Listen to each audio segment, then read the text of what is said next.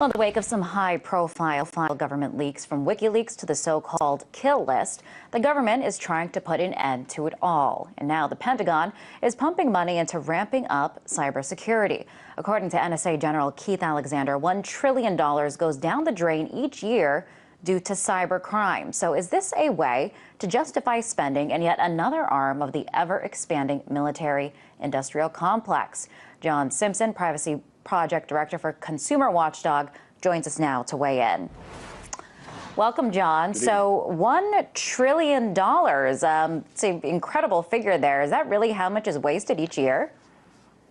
Well, that's supposed to be a worldwide figure, and it's a figure that's been put forth by some companies that are, in fact, have a vested interest in making that claim. Companies that sell computer security equipment and that sort of thing. I suspect that the numbers may be eye-catching. It's very difficult to know exactly. But the fact of the matter is that even if those numbers are an overestimate, there is a serious cybersecurity problem in the country. It's something that we need to be doing something about. But could there be a possibility? I mean, we're seeing where the numbers are coming from, and if of it being blown out of proportion.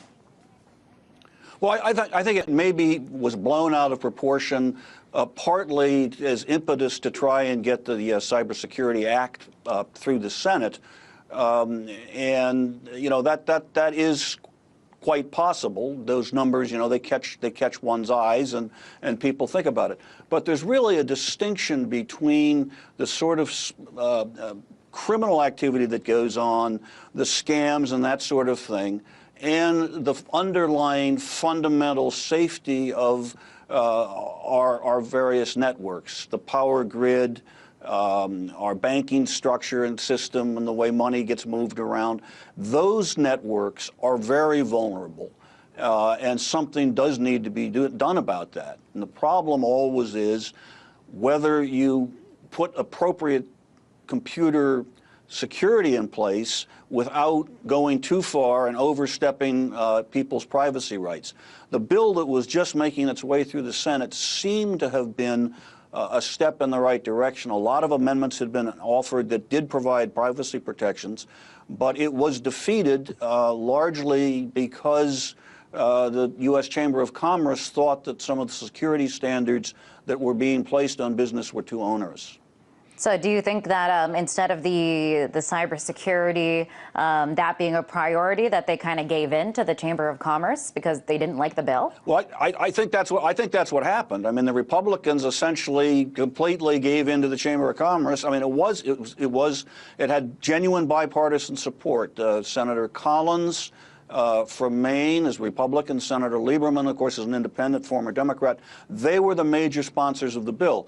And there had been a genuine effort, I think, to get to something that offered meaningful security protections for the fundamental infrastructure. We're talking about the power grids that are really tremendously managed by computers, or sewer systems, or banking systems, Wall Street, that kind of thing.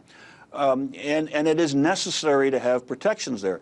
The fact that it was essentially stopped because of the Republicans wanting to go along with the Chamber of Commerce position, I think was unfortunate in this case. And the cybersecurity bill, it should be, we should also mention that it did have the backing of the White House. One of the only cyber bills, or the only cyber bill that did have the backing of the White House. But do you see cybersecurity as remaining a top priority? Yes, I do, indeed. And again, the important thing is that you come up with a system that has meaningful protections, but that the data is used for security purposes, not for other purposes that would invade people's privacy. And I think a balance can be struck where that is indeed quite possible. And from everything I understand about the bill that did not make it through because of the Republican filibuster, that balance appeared to have been struck. There were amendments offered by Senator Franken, for instance, that were very important and very privacy friendly. So the fundamental problem is that we are very vulnerable, and we've got to do something about it with our basic infrastructure. The fact that this sort of thing goes on has been demonstrated by some of the activities, for instance, in Iran, where there was a virus called Stuxnet, which probably the United States and the Israelis put into Iranian computers to sort of screw up their nuclear experiments. And so this kind of cyber warfare, if you will, is happening right now. And virtually everyone who looks closely at it realizes that our networks simply are not protected adequately. And you had mentioned this balance and that this cybersecurity bill was one of the only ones to achieve that balance, but it didn't pass. But, you know, when you hear people calling, saying cyber threats are equating it to the digital Pearl Harbor, I mean, can we see more legislation that kind of tips it, that is not balanced and could be a threat to our privacy, like CISPA, like SOPA, and other pieces of legislation that have been more controversial? I think there can be a real danger when you speak in sort of, you hype everything up and you throw figures around like that it's costing $1 trillion a year, $250 billion in the United States. I think those kinds of things sometimes cause people to tune out and say that's just really unbelievable. And I think if you have a factual discussion of the situation, you do reach the conclusion that again, some of our fundamental networks, things that we use every day, things that, send the power to us, that send water and sewer systems and that sort of thing, they're all nowadays controlled by networks, by the internet. And there needs to be some reasonable protections of those networks. And a lot of hype doesn't help make that case. So it may be that the supporters of the bill, by speaking with that sort of hyperbole of talking about we're on the verge of a Pearl Harbor, may have hurt themselves.